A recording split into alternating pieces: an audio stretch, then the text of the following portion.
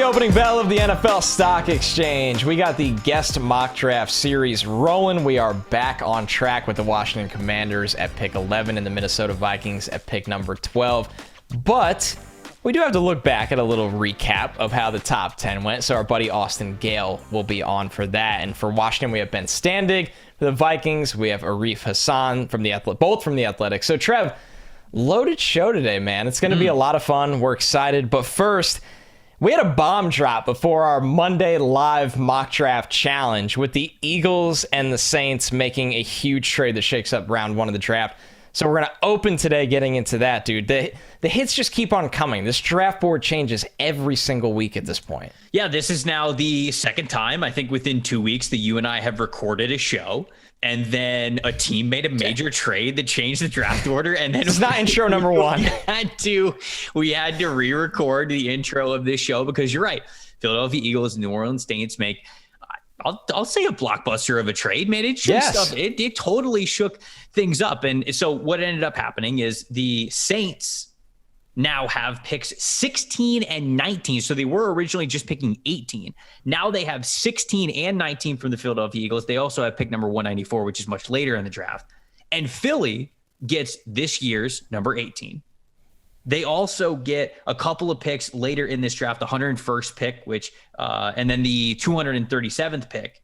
Then they get a first rounder next year and a second rounder the year after that. So essentially what Philly was doing was they were taking their lump of 3 picks in the first round of this year, and they tried to spread them out a little bit. They moved one of the first round picks from this year, got an additional first round pick next year, and then the year after that, they got another day 2 pick in the second round. So I thought, Connor, it was a great move by Philly. I loved this move by Philadelphia because, look, this draft class is not as good as last year's draft class. Yep. That's just the way that it is. It's a little bit more of a down year. Now, that's not to say there's not going to be good players in the first round, but putting all of your chips, if you will, into this draft class when you don't have to, I think would have been not foolish, but it just wouldn't have been maximizing what Philly had in their pocket. This, I think, totally does. I love the fact that Philly spread things out. This is multiple years now where they've had multiple first-round picks, and I love the power that they continue to command every single year in the draft because they're willing to be flexible. This is how the draft is done, man. Love this move by Howie Roseman. I agree, dude. I think it was an awesome move for Philly, and it doesn't mean it was a bad move by the Saints. We'll get into the Saints in a little bit, but when you look at Philly, this is the masterclass of flexibility. You don't need to walk out of this draft with 3 first-round picks. There's no need for Philly to do that right now. You're not this team that's, completely rebuilding from the ground up, and you need all these foundational pieces on the same timeline. You're not this team also that's just completely in it to win it, but you are a team that you're making your future flexible in a sense that you're going to get 2 good players this year. There's no doubt about that.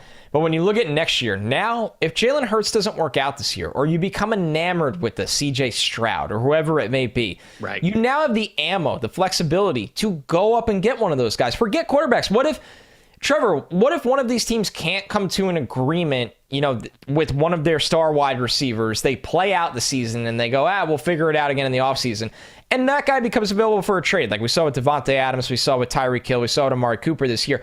Now you have extra ammo to go out and get this big-time playmaker if one becomes. But you can do anything if you have extra draft capital each year. And for Philly, that was the goal, and I love it. Like you said, it's like splitting your cards right here. Now you have tons of extra ammo this year. You got tons of extra ammo for next year. And before we get into the Saints, I want to remind you guys for PFF, right now you can get 25% off any PFF subscription if you use the code NFLSE. What can you get with the PFF subscription? You know the deal by now. All of PFF's locked article content, the NFL Draft Guide, completely unlocked mock draft simulator. If you watched our live show on Monday night, you saw the simulator cranking. It was a really good time. It's an incredible tool and resource for us here on the show. 2002 free agency coverage, the rankings, the contracts, the thoughts on all the players, data and grades from the entire 2021 season. Obviously, that's going to be a thing for 2022 as well, and much more. So support the pod and use promo code NFLSE for 25% off any subscription. All right, Trevor. It takes 2 to tango, man. The Saints were in this trade. Right. And they become the more pressing team in this. Like Philly, cool. The future looks bright. You still got picks this year. Now all eyes are on New Orleans. You're sitting there and looking at it go, Why? Why did they do this? And I'm not one of those people that's like, they got fleeced, this is dumb. I want to see the full picture painted, hung up in the museum before I judge it. The Saints got to have something big up their sleeves right now, man. Right. And, we referenced it on the live show that we did on Monday night, but you and I had heard that the Saints were looking to get aggressive about a week ago. And we heard a while that ago, from a couple of different people. And I heard people kind of like say it in passing at the combine, but it wasn't super concrete. Now it actually happens. Now they get a lot of flexibility. And I think they are targeting a major move up. I don't think that this is for the Saints to sit back at 16 and 19 and just make 2 first-round selections. Like, I think they have their eyes on making a major splash. And the 2 areas that my eyes immediately go to with this, if they're going to move up into the top 10, which it seems like they're loading up the ammo to do, is for either a quarterback or an offensive tackle. Now, a quarterback is interesting because, they brought back Jameis Winston. It's a 2-year, $28 million deal. So it ain't chump change. Like, it ain't. No, it's starter money. Right. It ain't like Jameis is playing for nothing. It's got $21 million guaranteed. So he's really there. It's not like this is just something that they're barely given any faith to. They're putting their money where their mouth is with Jameis. And of course, it's not a franchise quarterback deal, but like I said, there's a good chunk of change there. So it's not a total afterthought. So they might want to move up, and it might not be for a quarterback. They might want to help Jameis Winston. There's a realistic possibility that the Saints move up to number 5 with the Giants, number 7 to the Giants, to probably not 8 with the Falcons because it's the same division, but maybe 9 with the Seahawks, or maybe even with the Jets at 4. 10, who Jets knows, at 4 or 10, right? yeah. So it just all depends who they want to target and how aggressive they want to be here. If you combine, if you're using the NFL draft value chart calculator, which isn't the be all end all for value, but pick number 1's worth about 3,000 points. Okay. When you look at, and it goes down from there, obviously the value of these selections. When you look at pick 16 and 19, they combine for 1,875 points. So that gets you right about into pick 4 for the Jets is 1,800. So that's right around that value. So anything around picks 4, 5, 6, 7, 8, 9, or even go all the way up to 9. If you get all the way down to 9, then maybe you get to be a little bit more flexible, maybe not have to deal 2 first-round picks. But ultimately, I think that they're looking to move up into the top 10, maybe go up and get Ickey Ekwonu, maybe go up and get Evan Neal. They just lost Teron Armstead. They could be targeting those guys. Or, of course, the other side of things is for a quarterback. And if they want a quarterback, I think New Orleans is eyeing number 5 overall because they want to get in front of Carolina. I think they absolutely want to get in front of Carolina because the more I think about it and the more I hear, the more I'm convinced that Carolina is going to pick a quarterback at 6. Yeah, I think so too. I think that it's not a matter of, if they take quarterback, I think it's more leaning towards which one between Kenny Pickett and Malik Willis. And you have to wonder, do the Saints have any plans to disrupt that? And, going with my gut feeling, no, I think they're going up for a premium player that's not a quarterback. But things change quickly in this process, man. All I can say is coaches come out of the free agency and they do a crash course on the draft. And that happens for, latter half of March, early April. The meetings take place between the front office, the scouts, and the staff. And the staff says, I want this guy, I like this guy. They come together and make plans. And things change really quickly. So if you can hear a couple months ago, a team has no interest in taking a quarterback this year, they can sell themselves on going to these guys' pro days, meeting with each other, all those things, the workouts. So it's fascinating, man. And it's yet another domino. And it's not the last one in this. There's no way the Saints sit there with both those picks and go, no, we just wanted 2 players. That was my only other question to you is, do you think they're moving up? I absolutely think they're moving up. I think they're using both. I think they're fully prepared to use both of these picks to move up somewhere into the top 10. It's a stepping stone. That's what this was. Yep. Totally agree with you. Well, let's get back to the guest mock draft series. Before we get to that, got to talk to you guys about a new presenting sponsor that we have on this podcast called Jock Market. It's Jock and then MKT is the company's name. Their motto, stop betting, start trading. It's a really cool concept that marries daily fantasy with regular fantasy football that you would think of. And it's such a cool concept. You buy and sell shares of players in real time for real money while games are happening. All shares have guaranteed cash payouts at the end of the night, which gives it the daily fantasy feel. You bid for player shares in the IPO auction before the game, or you can even trade live while games are happening. So essentially what might happen is this. You might go into a day, you might see somebody, whether it's baseball, hockey, football, whatever it is, you might say, ooh, that guy's got a juicy matchup. I'm going to buy 5 shares for $5 of that player because I think it's going to pay out. Because if that player finishes with a top 20 score throughout the rest of the league, you're going to win money. Your shares are going to pay out more than you bought it for if you buy it for $5. And it'll show you all that kind of stuff. But then let's say somebody else comes in and they go, I'll pay $6 for 5 shares. So then they actually win and you don't get those shares because somebody else bought them. But if you think at the beginning of the game that player is starting to kill and you're like, okay, actually, I'd probably pay $7 for it. You could trade that person while they have the shares. So it's truly a cool stock market feel. It's such a cool exercise. You guys got to check it out. Deposit now with the promo code PFF and you're going to get $100 or up to 100%. Up to $100 on your first deposit, whatever that is.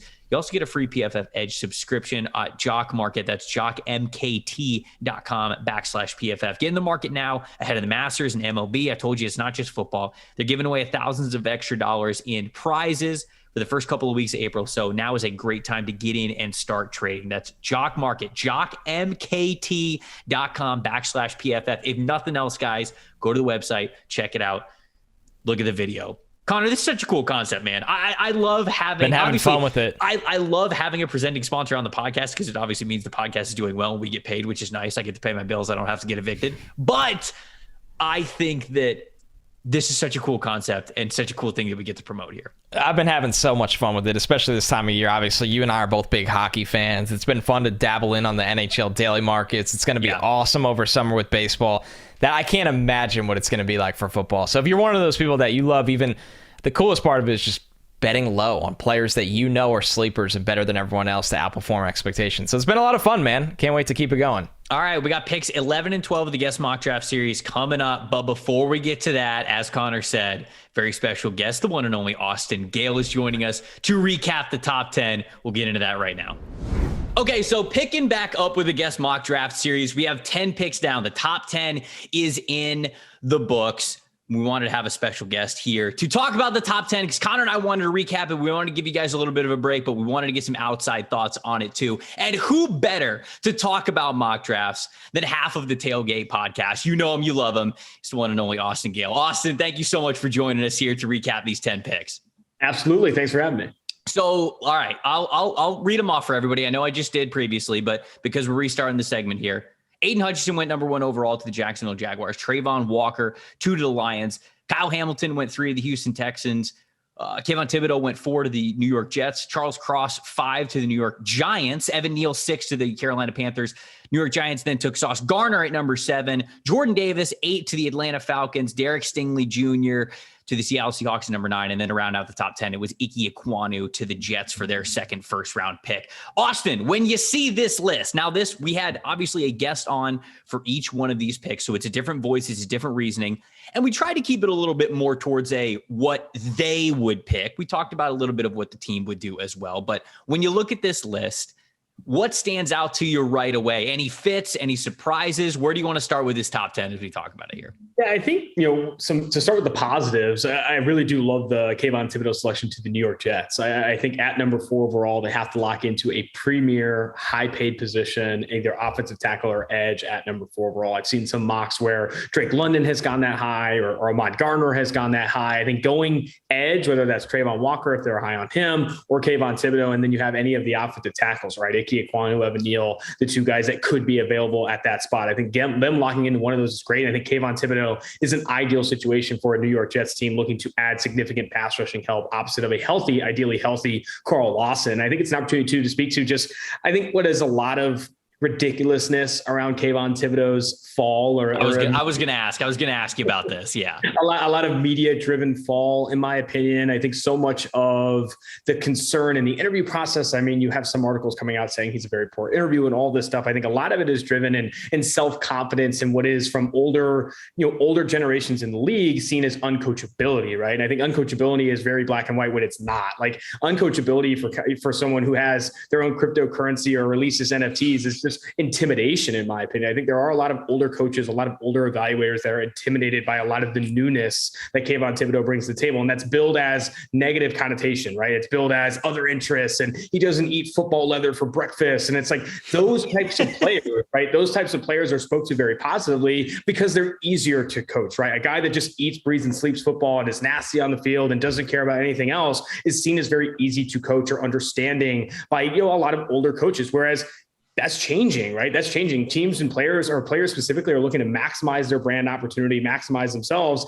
And that a lot of that does involve off-field interest, right? Aidan Hutchinson is doing a 4-part podcast series with PFF. He's also looking to maximize his value, working with Nike as a branded athlete, all these different things. So Kayvon Thibodeaux, I think a lot of it is racially driven. It has to be, right? It's racial biases that live in our lives every single day. And it's also just a lot of people intimidated by a guy, again, that doesn't just eat, breathe, and sleep football. So I think at number 4 overall, he's a massive value. I think he's one of the best players in this class. I think he should be even in consideration for number 1 overall.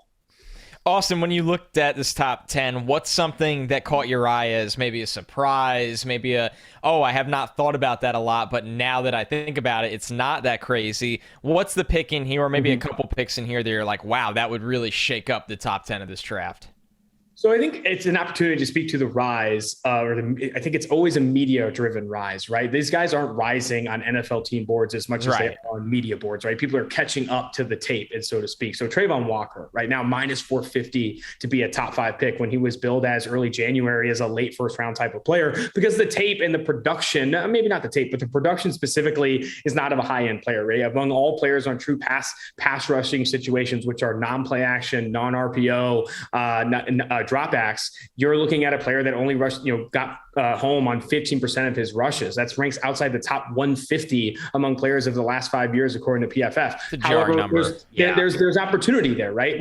Go back and watch the tape. He lines up head up or inside the defensive tackle or offensive tackle more than any other edge player in this class. He only has roughly 500 snaps played in his career outside the tackles. Aidan Hutchinson has triple that, right? It's a lot of experience-driven stuff and usability, right? His usage at Georgia was not geared towards two-way goes, pin your ears back and go get the QB. So much of it was run first. And that's not excuses. That is reasons driving his low production profile. That's reasons driving, situations where he doesn't have a ton of sacks or doesn't have a ton of tackles lost compared to other players. Now, that doesn't mean it makes him more predictive. It's harder to predict, right? There's more of a projection with Travon Walker than there is with Aidan Hutchinson. And when you talk to evaluators in the league, so much of what they're trying to do in the draft is not necessarily figure out what they're going to be, but it is mitigate risk and mitigate questions, right? There are questions about Walker playing outside the tackles more. There are questions on whether he can win in these two-way goes if given the opportunity, because you just haven't seen it. Now, one of the biggest things you'll learn as an evaluator, I think very early on, is just because you haven't seen it doesn't mean they can't do it. One of the best examples of that is Justin Jefferson. Did not have a lot of success at 19 years old playing outside receiver. Moves into his slot for his senior season, and he has a lot of success in the slot. Billed as maybe a guy that maybe can't create on the outside. He does, and he does a very good job of that. So I think Travon Walker is similar in that regard, right? Justin Jefferson rose up boards because of a very good combine, and you did see some good tape, but in usage maybe you won't see in the NFL. Walker, I think, is a very similar player. Obviously, I think that we're in a different conversation with Walker because Connor and I did our edge ranking episode not too long ago. And I had Walker outside of my top 5 guys. I am his edge 6 in the class. And from what I saw on tape, I felt like Walker was kind of like an early 2nd round grade player on tape, but with the added athleticism, you figured that he was going to go in the 1st round. Well, there's a massive difference between going in the 1st round and him basically being a top 5 lock at this point. So my question to you, and we've talked about this a little bit before, but I want to hear what you think on it. Are we essentially just treating Travon Walker now like we treated Jadeveon Clowney when he was coming through? Because Clowney was, it's not like it's a 1-on-1 comparison, but you remember, like, Clowney wasn't the most refined pass rusher. Like, we even see that in the NFL. It's not like he's this sack master, but it was an unquestioned pick with him going number 1 overall simply because you cannot pass on an athlete like this. And Travon Walker is bigger and faster than Jadeveon Clowney was. And we had that opinion with Clowney. Is that basically just where we are, where, okay, the tape isn't screaming top 10 player, but we're almost all at this point where it seems like the NFL is just accepting it the way that Jadeveon Clowney was? I think the Clowney situation is different. I think you're on the right page, right? I think, but like with Clowney, going back to that, that draft, I actually had Khalil Mack ahead of Jadeveon Clowney. There were effort concerns on tape. You had the stuff about his knees, right? He's got like 40-year-old knees, and he was playing positions out South Carolina that he plays in the NFL, and he's playing them very similar to how he played at South Carolina. I think with Walker, the difference is he is a one-of-one size to athleticism combination. One-of-one. This is one of the most absurd combines we've ever seen from a player, and Sure. he just wasn't used as he's going to be used in the NFL, right? He's more often going to be used as an outside the tackles type of pass rusher. We need to see that. We need to project that, right? I think Rashawn Gary is a little bit different. He's consistently compared to Travon Walker, this athletic freak that didn't have the production. Walker doesn't even have Gary's production, 10 grade points lower than Rashawn Gary's highest graded season at Michigan. The difference is he did not play a lot until this year. And when he did play, it's very new, right? It's inexperienced purely from a play's perspective. And he was playing a position that we just have to project differently in the NFL. I just find it so odd in a draft class where we have a Hutchinson, who's going to go before him, so it's not really a fair one to throw in here, but a Thibodeaux, a Jermaine Johnson, players like that this class is littered with, and people are still at the point where, and it seems like it's going to happen, selling themselves on the projection of Travon Walker rather than what we've already seen with Thibodeaux and what we've seen with Jermaine Johnson. Like, I know not everybody agrees with this.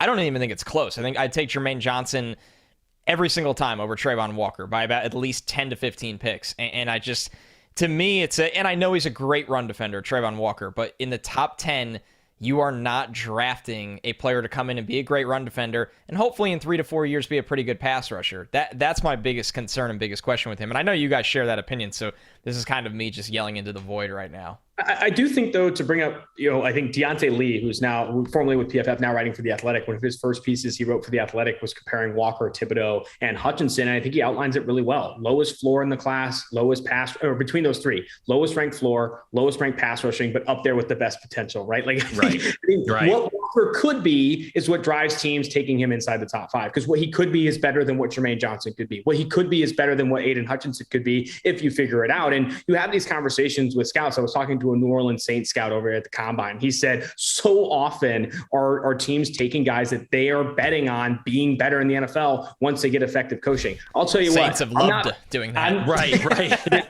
I'm not betting on coaching Travon Walker better than Georgia did, though. That's the difference, right? Travon Walker wasn't getting bad coaching at Georgia. You could have different conversations about Marcus Davenport at UTSA. I think that's the difference I think I have with Travon Walker. I don't think it's coaching change that's going to do difference. It's literally playing him a different position and doing it for more snaps. He has less than 600 career snaps in college playing outside the tackles. That's not a good enough sample size to have legitimate projection to him playing that position in the NFL at a high level. Yeah, I feel like the more that we talk about this class, it feels as though, when we reference it even to last year's class, we go, okay, well, it's maybe not as talented as at the top. You could look at a lot of picks in the top 10 last year that might be the number 1 overall pick this year, and it's just a different level.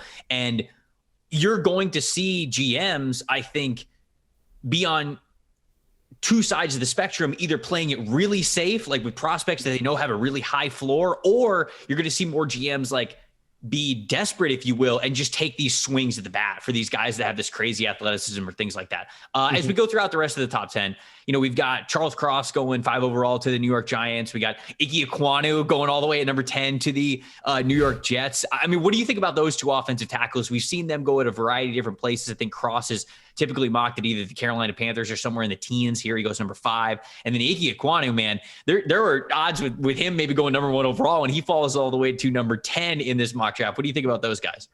Yeah, I'm going to be pretty cut and dry here in that I just don't think that's going to happen. I don't think Charles Cross goes inside the top 5 or even the top 10. Bruce Feldman came out with the mock draft, who's one of the most connected players in the league. Doesn't even have Charles Cross going in the first round. Like that is how much lower the teams in the league is perception-wise. I mean, that's how much lower it seems that the league is on Charles Cross. Charles Cross has fallen outside the top 10 on Daniel Jeremiah's big board all the way outside the top 20. And that is often reflective of what he's hearing from inside the league. Same with Bruce Feldman, not even including Cross in the first round of his mock. That's crazy. Yes. Call it is. Crazy. It is obvious. The league is lower on Cross in the media. And like a lot of that ties back to people not trusting the Mike Leach scheme or whatever it is. PFF is significantly higher on Cross. We have him as his OT1. That's where Mike Renner currently sits. So I don't think he goes at 5 to the New York Giants. I think he ultimately, Evan Neal is the more likely pick there if they do lock in off the tackle. And I think I'd be hard pressed to see Ickey Ekwonu pass 3. I really do think the Houston Texans are going to lock in on Ickey Ekwonu. Me too. At 3. I agree. That's where his current draft prop is, right? I think it's under 3.5 at -130. I think the Houston Texans are right to lock into, again, premier player at a premier position. The second highest paid position in the NFL is offensive tackle. Why would you be taking safety or corner or receiver in that slot when you have blue chip players, like blue chip talents in Ekwonu, Neal at the top? I think that's ultimately where it goes. Yeah, if I was writing a mock today of what I think will happen with those first 3 picks, I think it would be Hutch, Walker, and then Ickey.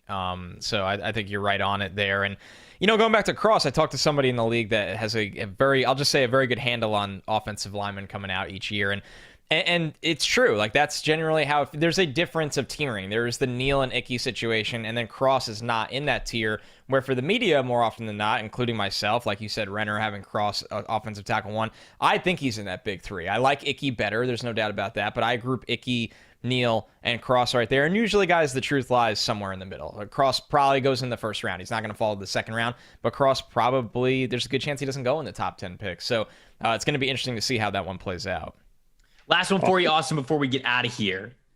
We've got a group of guys. Sauce Gardner going 7 to the New York Giants. Jordan Davis going 8 to the Atlanta Falcons. That was a bit of a surprise. Derek Stingley, we got going number 9 to the Seattle Seahawks. Any of those 3 stick out to you? Because I feel like all 3 of them could have raised some eyebrows when our guests ended up selecting them on the pod. I do think Ahmad Gardner's going inside the top 10. I agree. I don't think he gets past the Jets at 10. I think Atlanta would be smart to take him at 8. And hell, I think that's the first time I've seen Ahmad Gardner going to the Giants at 7. And I know Schmeelk is really connected, obviously, with the New York Giants. I could see them in the near future moving on from James Bradbury to a point where cornerback really opens up as a need for the New York Giants. So I think Gardner going at 7 is also not all that big of a surprise. Hell, he could go at 4 to the Jets, right? Jets lock into a corner and don't like Thibodeaux for whatever it may be because his cryptocurrency is falling down stocks. But I think for Jordan Davis, I'm past the point of trying to get, I'm past the point of saying, position value. Jordan Davis is one of one. Another guy that like you legitimately, you talk about projectability. You're projecting a very high floor player that has rare athleticism and the tape to back it up. Like his role in the NFL will be a 2-gapping, on the nose, run stuffing defensive tackle. It's very similar to what Vince Wilfork offered the New England Patriots, and that has increasingly more valuable, increasingly more value in the NFL as we continue to play more 2 high looks. Right, the more we run 2 high looks, and the more we try and pull people out of the box, the more we need 400 pounders on the nose taking up offensive linemen. Jordan Davis has way more value than he's given credit for. Way more value than other defensive tackles in this class. You can talk about Devontae Wyatt versus Jordan Davis. Devontae Wyatt is not as good of a pass rusher enough to overcome the fact that Jordan Davis can legitimately eat 3 human beings on the inside. So Davis going inside the top 10, I don't think I'd be stunned by. I think he's a lock to go inside the top 16, staying on that 16 because the Eagles have the 15th and 16th overall pick. As for Stingley, only reason he's coming down boards from what I've heard, it's very similar to the Thibodeaux situation. Doesn't love football, not an alpha, not a chirpy corner, not an alpha is what's being consistently thrown around, doesn't play through injury. It's like, okay, this is a situation at LSU that like was legitimately deteriorating as Ed Orgeron hanged out more off the field, right? You want to talk about a guy who loves football. I know Ed Orgeron loves football, but man, he was in a situation where a lot of other things were being prioritized at LSU. Stingley a part of that as well, and also had a lot of injuries, right? I think Stingley is objectively a top 10 player in this class. When I see him falling to Minnesota at 12 or Baltimore at 14 or the Eagles at 15 or 16, that screams value, right? Screams value. Now, are you going to ask him to clap on a receiver's face and play through, wrist and ankle injuries? Probably not, but you are going to ask him to cover a corner. He'll cover receivers better than any corner in this class. And I think that's ultimately what he'll do. All right, there we go. Austin, we appreciate you giving the analysis here for these top 10 picks. Also appreciate you saying the word cryptocurrency twice in this podcast because it does have stock exchange in the name. So the SEO, man, you're just bumping it all the way up for us. So appreciate the analysis. Appreciate that little bump in the SEO as well. Thanks for joining us, dude. No problem. Thank you. All right, starting back up in the guest mock draft series, pick number 11. We're outside the top 10 now. First pick, it's number 11. It is the Washington Commanders. And here joining us to help us out, understand everything that's going on in Washington, which There's a lot that's always going on in Washington. Ben Standig, he writes for The Athletic, one of the most plugged in guys around the NFL. And Ben, one of the most accurate mock drafters, right? Over the last couple of years. I want to give you your props here. I appreciate that. Yeah, I've been had some success in a couple of the national mock drafts.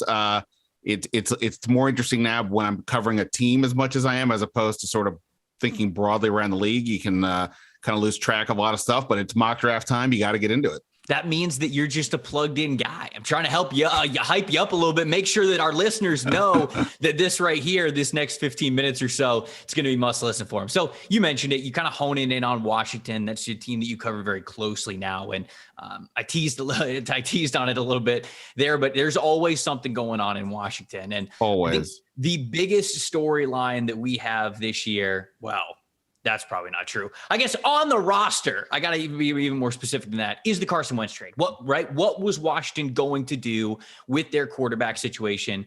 It ends up being Carson Wentz. And I'm curious, kind of take us through how that exactly happened, the mindset that this team is in with quarterback right now, because we weren't sure, okay, were they going to be drafting one at number 11? Were they going to try to trade up for one? What were they going to do? It ends up being Wentz. How did we get to this point?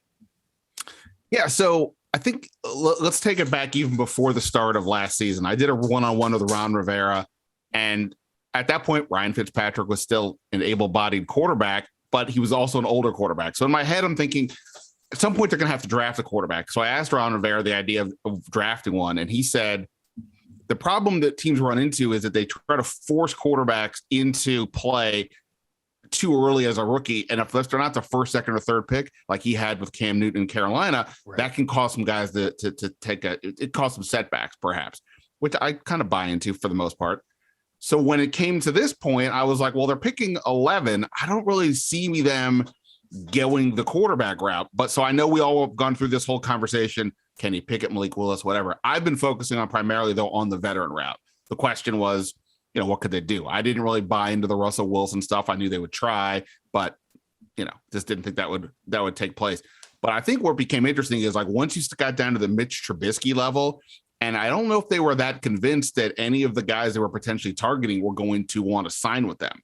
And then if you're staring at the Teddy Bridge, even Trubisky isn't necessarily a huge upgrade over Taylor Heineke, but somewhat, at least from an athletic and potential standpoint. I think they were like, we've got to do something. And I think that's where Carson Wentz came in. It was, yes, they gave up a lot in the trade in terms of picks and the contract, but they were able to secure him. He is technically under contract for 3 years. I know there's a lot of questions with him, but when he's right, he's a pretty talented quarterback. So I think they decided we've got to do something to get sort of off the hamster wheel. They've been on a sort of mediocre to non-interesting quarterbacks the last couple of years. That's why they did what they did. Ben, you kicked off the week with a really interesting article of, just where everything is with Terry McLaurin right now and the extension, whether it'll happen, whether it won't. This wide receiver market exploding in ways that, quite frankly, I think a lot of GMs were not prepared for internally. So when you look at this situation, it obviously impacts their acquisition of Wentz. McLaurin has had back-to-back 1,000-yard seasons. It's amazing what he's been able to accomplish considering their quarterback play. Do you see them being in a situation where they're like, we're going to pay him whatever he wants? He turns 27 this season. He's entering his prime. He has to be here. Or do you think because of where this wide receiver market has now gone, that it's become a little bit more complicated? Well, it's a little more complicated because of the money. I mean, obviously, Tyreek Hill and Devontae Adams, forget those initial shock sticker prices we hear. Tyreek Hill basically is $25 million for 3 years, or annually for 3 years. It seems like you can't really compare Terry McLaurin to Tyreek Hill or Devontae Adams based on what they've done. That said, those other two guys had Aaron Rodgers and Patrick Mahomes, and I'm not saying that if you flipped it all, that Terry McLaurin would be doing what they're doing. On the other hand, maybe. I mean, he's really talented, and it is a big difference between having those quarterbacks versus what he's had here in Washington. So I think Washington kind of has to make a determination. Yeah, they need to help Carson Wentz a lot. That's where McLaurin's going to be. Is paying him $20-something million ideal? Of course not. But that's kind of where the market is. And I think his McLaurin side has Washington a little bit over the barrel. Not only is he really talented, he's been a pretty pristine individual off the field. He's a locker room leader.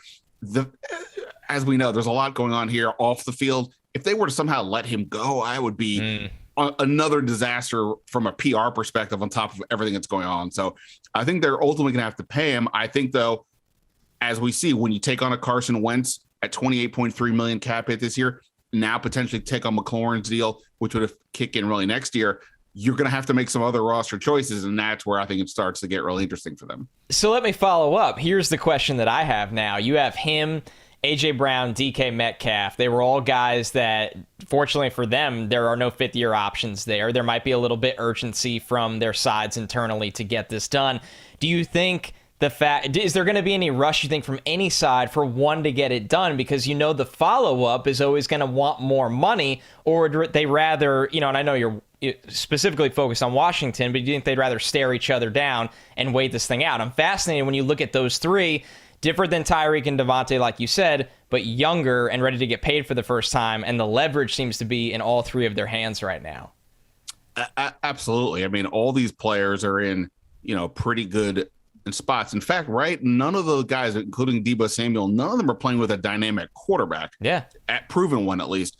That puts more leverage on the receiver side, because obviously Tyreek Hill is a great player, but you got to have to figure on somewhat level, whoever Patrick Mahomes is throwing to is going to be successful. Maybe not as successful, but successful. It's not the same when you're dealing with a Carson Wentz or a Drew Lock in Seattle, if that's how that plays out. So the receivers do have leverage, and you're right. The first one that goes may set the table for the next three guys. Right, and that will be an interesting game here to play out. For what it's worth, I believe I'm right, the other three are all represented by the same agent. So I believe that's even going to be another factor there, because he's going to have a lot of say in what happens here.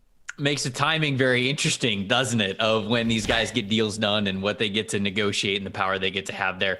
I want to ask you about the roster overall, because this is year 3 of Ron Rivera, right? It's 7 win seasons in back-to-back years. They go out and they trade for Carson Wentz, kind of something different at quarterback. But, we went into last season thinking that Washington could be a top 5 defense in the NFL when you looked at things on paper and talent-wise.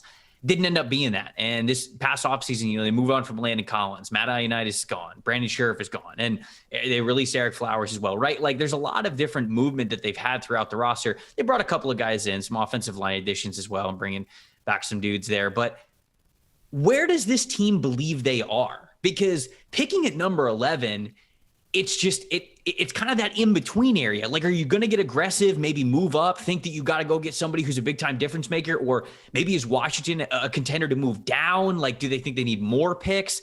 Where does Washington believe they are right now? Yeah, I think they believe in general that based on the roster they have, which is their better players are younger ascending guys. So that is a benefit. Obviously, Terry McLaurin, Chase Young, Antonio Gibson, Montez Sweat, those guys are their core players, and others, and they're younger guys. So that's a good thing. The defense obviously underachieved massively last year. They've got to figure out a way to get that defensive line better. Chase Young is coming off of an ACL, so that, we'll have to see how he recovers. In theory, though, the defense should be better, in theory. And then with Carson Wentz, for all the concerns, he is still an upgrade, certainly on paper and probably in reality, over what they've had the last couple of years. So if they can avoid the chaos of injuries the way they've been unable to the last couple of years, and you're in a bad NFC East division, I believe they have the easiest strength of schedule as it stands right now. So there's reasons to be like, well, if they can just sort of be where they were a year ago, why can't you get to 9 or 10 wins under that scenario? So I think they're viewing it from that perspective. Is that the right perspective? I don't know. It really is going to come down to what you think of Carson Wentz. Can he? Nobody's going to compare him to Aaron Rodgers or Matt Stafford. But honestly, like a year ago, before Stafford wins the Super Bowl, would we have said that a Wentz Stafford comparison is insane? Probably not. I mean, not too nuts. Trevor's looking at me like I'm nuts. Who knows? But I would have, but I'm also a Stafford stan. So, there are other people who definitely would have had Stafford closer to the tier of Wentz. So you say that and it's like, okay, I wouldn't have, but I do understand your point. I'm not saying this or I would have. I'm just saying from a conversational standpoint, it's not insane. I mean, he's obviously now had coming off a rough year with the Colts, at least from a perception angle. So I think Washington views that they made an upgraded quarterback, and if they can get everybody else up to snuff and avoid all these injuries, they should be okay. My question is, the depth has been really good for them the last couple of years, and it's helped them stay afloat.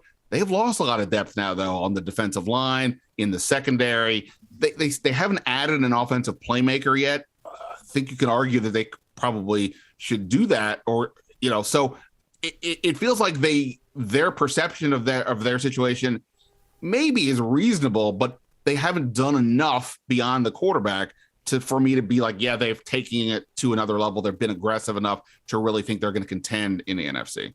So 2 picks in the top 50, but also that's their only 2 picks in the top 100. So this team obviously needs to really, make good with those selections. You said it, playmaker. We see it mocked to them a lot. It makes a ton of sense. We've talked about quarterback a lot, especially before they got Wentz. Ben, what's maybe a quiet need for them? Something that you see the general public missing with them that might not be in play at 11, but with that other top 50 pick, 47, that you're looking at and going, man, I really think they need this. It's missing on the roster and nobody's talking about it. Yeah, I mean, I know when you look at a lot of the advanced metrics from last year, their offensive line gets graded pretty high, but they lost Brandon Scherff, their best offensive lineman in free agency. Their other guard, Eric Flowers, they let go, replaced him with Andrew Norwell. Let's just argue and say, let's just say that's a break even. Call it a push. Yeah. Yeah. Well, I'll leave it to the O-line experts to say otherwise. But obviously it's a loss with Brandon Scherff. Now they do have a guy in Wes Schweitzer who has subbed in before, but could you go with an offensive lineman here in the draft? I know it's not considered a deep group for interior offensive linemen. And at 11, it doesn't really look like that's where you look at the big boards. It doesn't look like that's a not great option there. But if, could you trade down with a team that wants a quarterback, perhaps get down to the late teens and 20s, maybe a guy like Kenyon Green makes some sense. I think that's something to consider. And then also at 11, you look at their defense. Their secondary last year was a bit messy, especially early on. They don't really have an obvious third corner / nickel back, and especially after letting Landon Collins go, who was this sort of Buffalo nickel for them last year. That could be an option, I think, at 11. Sauce Gardner is probably gone, but Derek Stingley, is he sitting there? I think that's a position we don't talk about enough. Linebacker is another one, but I just don't know if 11 is where I see that, especially they just took Jamin Davis in the first round last year. That would seem to probably be a bit much, but they do need another linebacker. Well, let's put you on the clock here at number 11. You mentioned offensive playmaker, probably the direction that they're going to go in the first round. Well, in this guest mock draft, none have been taken. So if you want to select one, you got your pick of the litter, if you will. So at number 11, if the board fell this way, who would you be taking for the Washington Commanders at 11? Yeah, I'm not convinced they will go receiver because I think they like their younger guys. But based on the board you're presenting to me, man, I really do like Drake London, the wide receiver from USC, a lot. The red zone size, the games I caught of theirs last year, I just was really impressed. And look, to have that guy going opposite Terry McLaurin, you're giving Carson Wentz a lot to work with. So it's hard to argue giving him another playmaker. So, yeah, for me, I'd go Drake London, the wide receiver from USC at number 11. Love it, baby. Yeah, no argument from me, man. No argument from me at all. I think that makes a lot of sense, and that would go a long ways for Carson Wentz throwing at Terry McLaurin and Drake London next year. There's so much to like about London, specifically, I think, for Washington, being able to complement what Terry McLaurin already does. Because, it just felt like, and Ben, you can talk to this and either say that I'm right or I'm wrong on it, but it felt like the deep threat that McLaurin was, when you have a player who is that reliable, who is that good deep down the field, normally it's a double-edged sword, if you will. You've got to cover him deep because he can burn you deep, but then it also opens up a lot of stuff underneath. And it felt like Washington just didn't have those players to really get the most out of what McLaurin was able to do outside of that individual production. I feel like a guy like Drake London can certainly do that. Do you agree?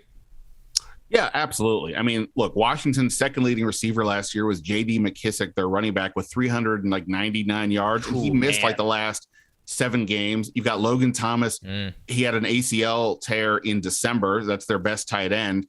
And, they have some high hopes for De'Ami Brown, their third-round pick from last year, but, we'll see how that goes. Terry McLaurin has been basically a one-man show since he entered the league. They've got to figure out a way to either get, scheme things up to get him a little more open, to get somebody else involved, or in this case, to add another guy who would be a huge threat, and to give Carson Wentz, a big target. I know Drake London is a receiver, not a tight end, but Carson Wentz loves throwing to the tight ends. I'm sure there's probably the where they are on the field, but also the size is probably going to be a factor. So I would think that London would be an appealing target on all fronts. So it's very exciting to imagine what that could look like for sure, to give Terry McLaurin an actual viable other option across the field.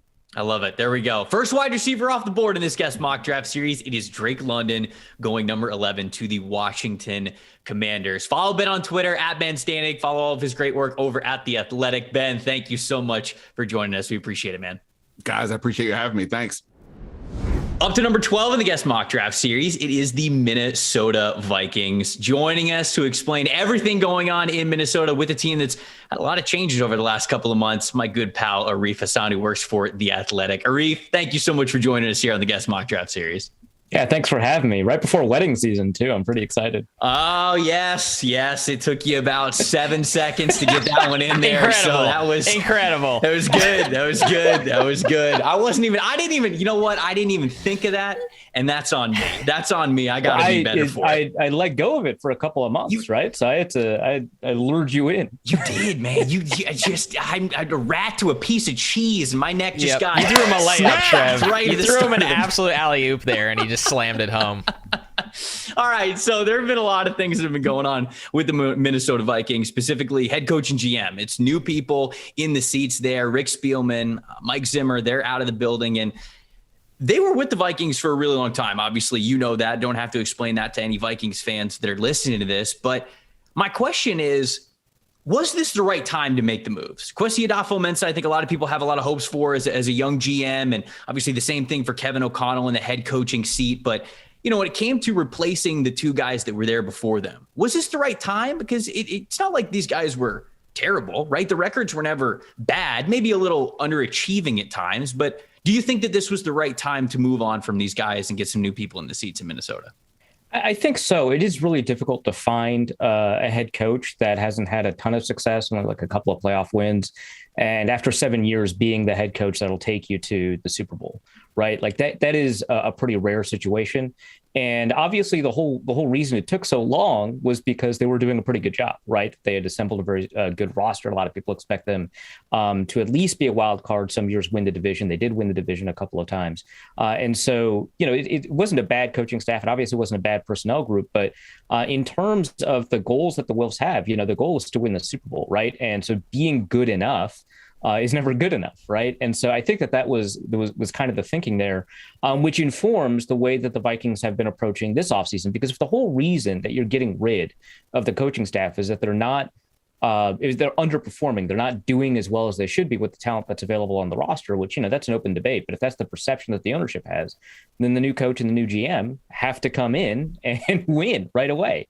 Because, that the whole point was that they weren't winning with the current group. So under that framework, I think that makes sense. If you were going to blow it up, I think that, blowing it up with, Mike Zimmer and Rick Spielman, I think that's justifiable. I still think you probably want a new staff, but I think that's more justifiable. But if the question is, why aren't we achieving as well as we should be? Then yeah, absolutely. It makes sense to move on from a group that's been together for about 7 years.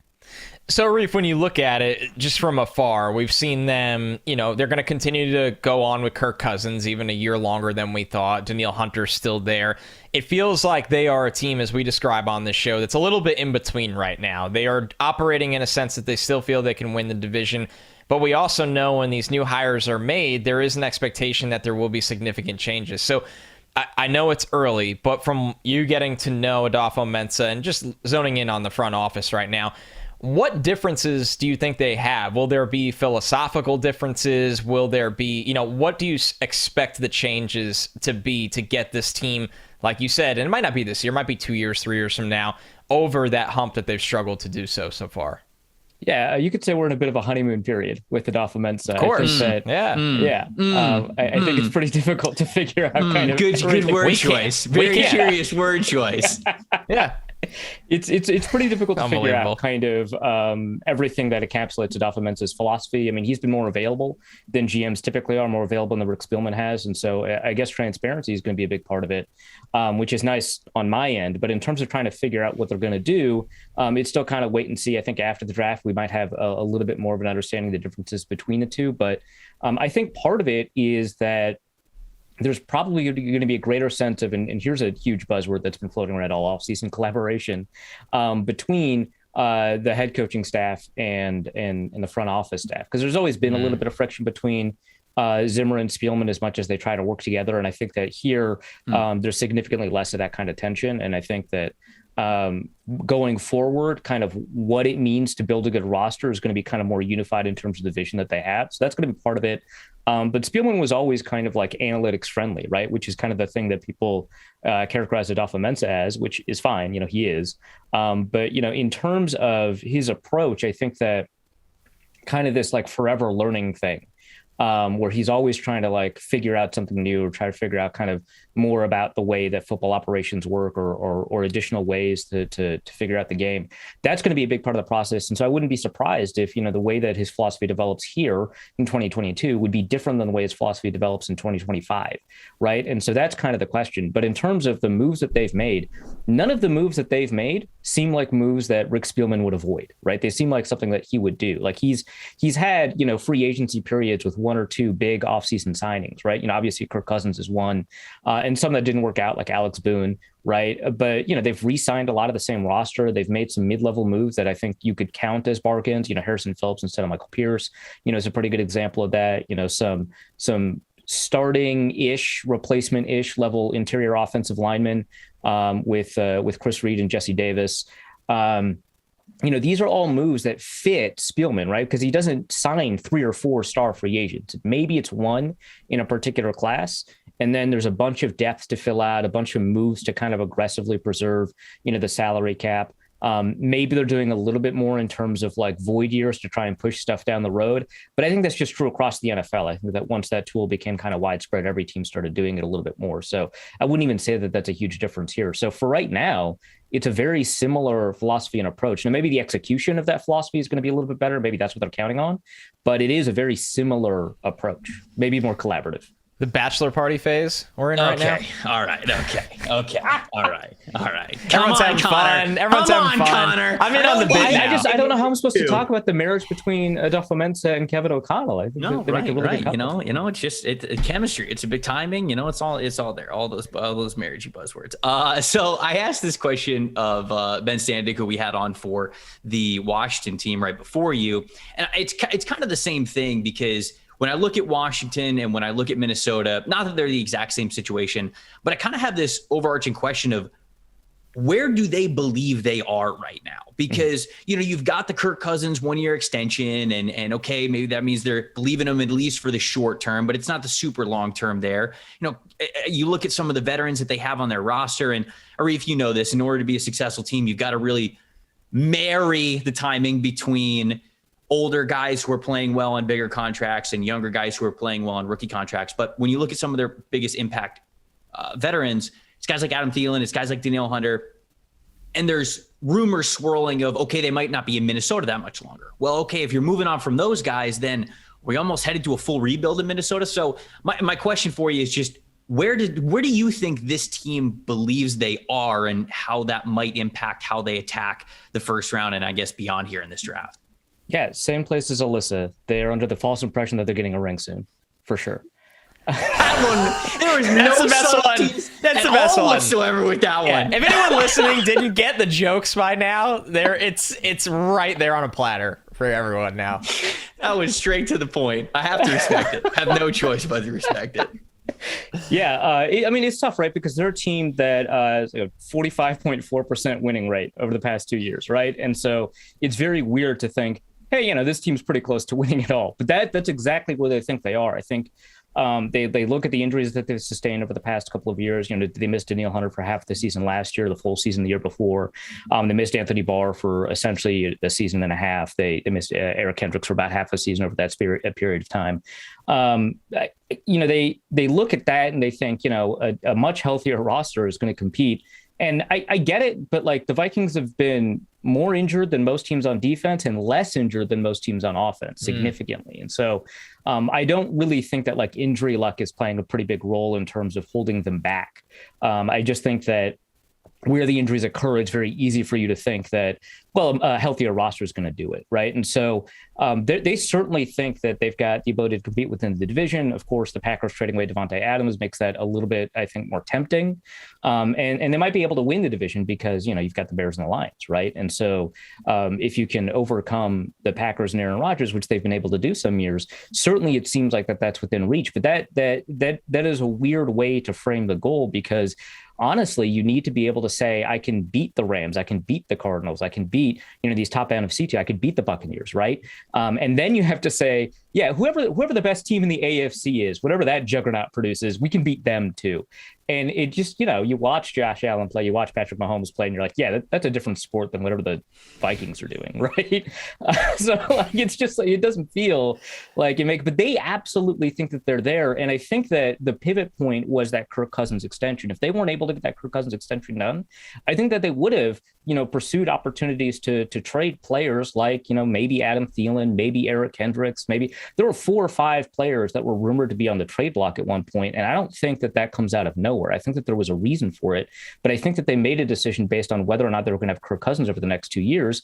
And once they were able to secure that, once they were able to know that they were going to have him for the next 2 years, they decided to move around and go all in and decide to like open up cap space by pushing money down the road, sign Darius Smith, sign some players that they're pretty excited by, and go in. And right now you take a look at the roster, you say, hey, there's a couple of holes here, there's a couple of holes there, but it is a much better roster than the beginning of free agency, which you always hope for, but it's not like always the case for teams. And certainly if you stack the Vikings up on paper, right, and you say, hey, they've got, maybe the 3rd best edge rushing unit in the NFL. They've got a reasonable defensive line. They've got, maybe the 8th best quarterback group in the NFL. You stack them up by paper, you can see why they feel like a competitive team, right? Like you say, hey, Eric Kendricks, Jordan Hicks, that can work. That's a pretty good linebacker unit. Harrison Smith and Cameron Bynum, that's a pretty good safety unit, right? You can see why you stack that up and you think, hey, all of these units are above average. Why not us, right?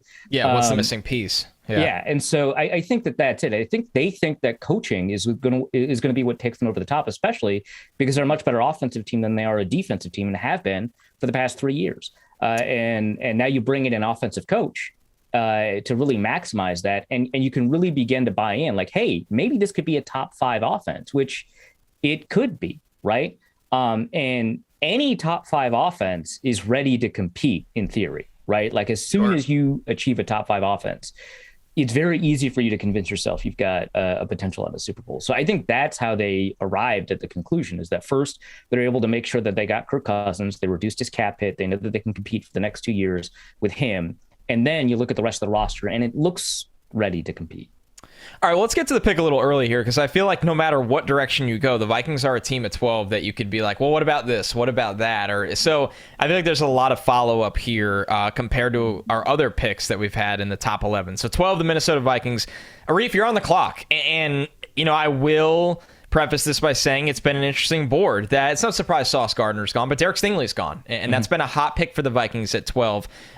We've seen our first wide receiver come off the board recently at 11, with Drake London. So not that crazy there. But I'm very curious, where are you going with the Vikings' 12th overall selection? Yeah, there's a bunch of really good picks here. It would be fun to add, Garrett Wilson to that group. That would be a ton of fun. In terms of, the goal of competing this year for the Vikings, kind of fitting that theme, I want to fill in and resolve a big hole. And right now they've got 2 holes, interior offensive line and cornerback, right? And I want a long-term answer at cornerback and a short-term answer at cornerback because Patrick Peterson's not going to be there forever. But I don't super love the value proposition here, mostly not because I dislike Trent McDuffie. I think that he's a very good player and he'd generally be worth a pick around this spot. But because if I take a look at the kind of the horizon of draft picks in the 2nd and 3rd round, I see cornerbacks that I really like. And I don't know that that's the case at the other need, at the interior offensive line. I really like these interior offensive linemen. And so I'm more comfortable overdrafting an interior offensive lineman here than I am a cornerback. And so that leaves me, I think, with two players that I think are system fits, right? Like I like the Texas A&M guard. I don't think he's a system fit. I think for the other two, Zion Johnson and Tyler Linderbaum, I'm looking at these players and I think, how can they kind of help the Vikings achieve what they want? And so between the two, I'm going to pick the center, Tyler Linderbaum. I think that it's going to be just a little bit easier, given the free agency group and the draft class, to find a guard. No one's going to be as good, I think, as Zion Johnson, but to find a guard than it is to find a center that's going to be capable. So I'm picking Linderbaum from Iowa. I recognize that I'm overdrafting a player here. And I also recognize I'm going against my own philosophy. I love positional value. I would much rather get a cornerback here, but I also know I'm going to get more at cornerback in the second and third round than I'm going to get at center or guard. So that's kind of my thinking here. And Linderbaum, I mean, just from a pure player perspective, if you ignore positional value, Linderbaum is phenomenal. Yeah. He's such a good player. Yeah. So go ahead. There.